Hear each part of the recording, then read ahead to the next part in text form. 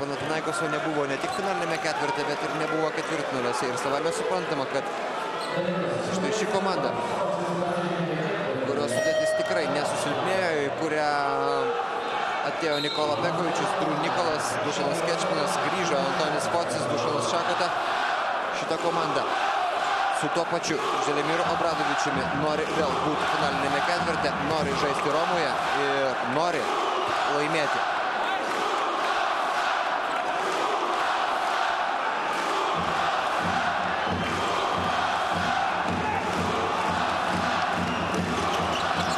Jonas Pečiulis taiklus. Antrasis jo baudos metimas 52-74.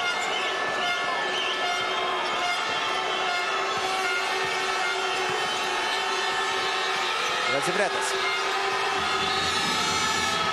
Spanulis.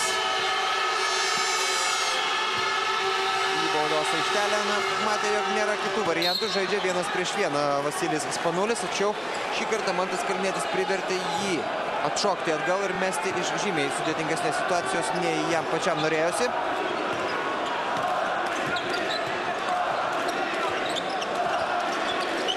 Dabar pavyko išsiaiškinti, ką skanduoja Kauno Žalgirio komandos fanai tribūnose ir ką jie skandavo prieš tai. Pasirodo, dabar jie prašo, jog į aikštę būtų išleistas Aurelijus Žukauskas.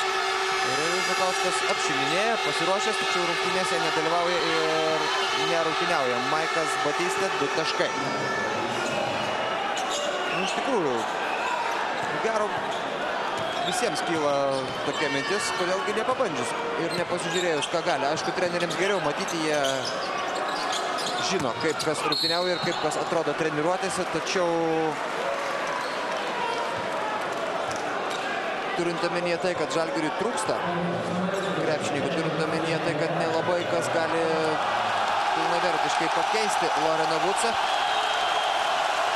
turint omenyje tai, kad nebėra ir Ratko Vardos, kodėlgi ne. Ir atrodo, kad Gintaras Krapikas pasidavė prašymams, Kauno Sporto halė patenkinta. Aurelijus Žukauskas netrukus pasirodys aikštelėje. Ir ta akimirka išmušė dabar. O, kokie aplodismentai Aurelijui Žukauskui. Ko gero galima pusę bent jų perleisti Lorenui Vucui, kuris vėl nuleista galva palieka aikštę. Jis šiandien vėl padarė viską.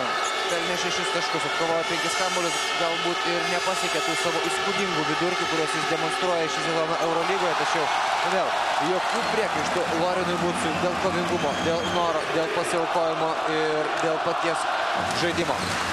Nu ką, Aurelijus Žukauskas aikštelėje dabar, aišku, išprašė, kad jis joje pasirodytų. Fanai nori, kad Aurelijus Žukauskas pelnytų taškus.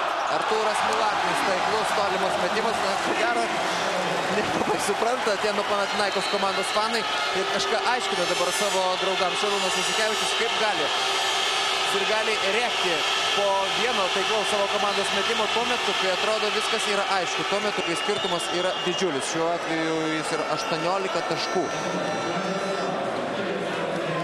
Tačiau iki džiaugsmo kartais iš tikrųjų reikia nedaug. Ir laimingi iš tikrųjų yra tie žmonės, kurie moka džiaugtis net ir mažomis smulkmenomis. Vasilis Spanulis.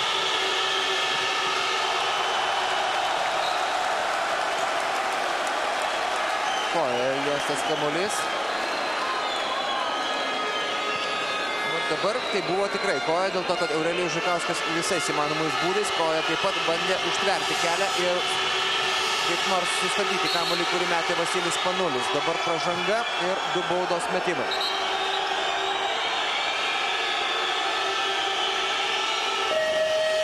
Penktoji pražanga Mantui Kalniečiui, dar vienam krepšininkui, kurį galima pagirti ir paploti. Jam šiandien Mantas Kalnietis pelnė 10 taškų ir atliko 5 rezultatyvius perdavimus. Ir nuleista galva yra ne dėl to, kad jis šiandien žaidė blogai. Nuleista galva yra dėl to, kad Žalgiris pralaimi ir pralaimės 6 kartą iš eilės. Na, aišku, niekas labai dažnai nesigilindavo į tos Eurolygos startus ir į tai, kad Žalgiris kažkadaise buvo pralaimėjęs 5 kartus iš eilės, o dabar pralaimės 6, kur kas labiau galbūt buvo Žalgirio komandos fanams įstrigusios serijos 0-6 top 16 etape, kai žalgiriečiai žaisdavo neblogai reguliariajame sezone ir po to viskas tarsi subirėdavo patekus į top 16. Prieš šį sezoną ambicijos, norai ir galbūt netgi viltis buvo nemažas, tačiau dabar viskas dėl suprantamų priežasčių jau yra kitaip. Jonas Mačiulis, taiklus tolimas metimas, 61-78 prieš paskutinę. Ketvirtą minutę, Kadzibretas, jo bandymas atsakyti, netaiklus metimas. Aurelijus Žukauskas norėjo nusimti šį kamuolį labiau negu Paulius Jankūnas, atidavė Žalgirio kapitonas tą kamuolį Aurelijui Žukauskui. Žygimantas Janavičius, netaiklus metimas, Paulius Jankūnas griūdamas pelno įspūdingus 2 taškus. 63-78. Na, kaip jūs norite, taip, bet senokai nemačiau tokių rungtynių, kuriuose Žalgiris pralaimėdamas 15 ar 20 taškų skirtumų sukuria visai neblogą atmosferą ir gerą nuotaiką Kauno Sporto halėje. Ir ko gero tiek ir gali reikalauti Žalgirio fanai šį sezoną iš žalgiriečių. Tai yra žaisti iki galo, atiduoti jėgas visada.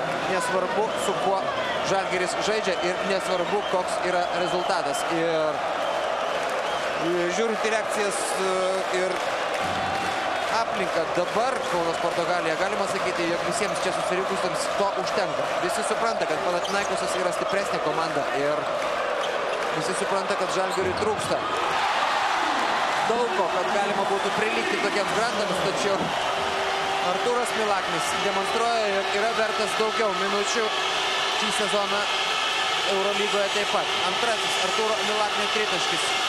Šiandien toks bandymas nuraminti tribūnas. Krauna kamuolį iš viršaus Nikolajus Kadzibretas, pyksta dabar Jonas Mačiulis ant Žygimanto Janavičius. Žygimantas Janavičius šiandien keletą kartų taip paleidžia savo tiesioginį varžovą, palikdamas reikalus tvarkyti komandos draugams, o šie ne visada gali padėti, ne visada gali suspėti. Dar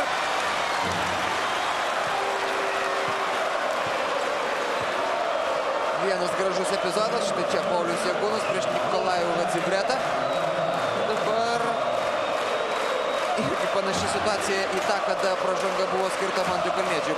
Kadzibretas irgi dabar stovėjo, Paulius Jankūnas buvo labai aktyvus, daug judesių su kamuoliu. 2 taškai ir pražanga. Štai kiek buvo vertas tas aktyvumas. Spanulis. Netaiklus Vasilijos Spanulio metimas. Jeigu Žalgiris sėkmingai užbaigs šią ataką, bus galima sakyti, jog pralaimėjimas vien ženklių skirtumų iš tikrųjų yra geras rezultatas šios rungtynėse. Mačiulis iš 3 taškų zonos dar pasižiūrėjo iš Vieslentę, gaila, jog nepavyko pataikyti. Tačiau pabaiga buvo geresnė negu visos rungtynės. Taip, turbūt galima rezimuoti šio vakaro mačą, kurį Žalgiris Atėnų Panathinaikos komandai pralaimi rezultatu 69-80. TV3 televizija tuo ir baigė šio savaitės krepšinio transliacijas. Kitą savaitę, kaip minėjau, Žalgiris žaidžia Italijoje su Sienos Montepaschi komanda. Dar vieni galingi varžovai Žalgirio kelyje. Iki pasimatymo.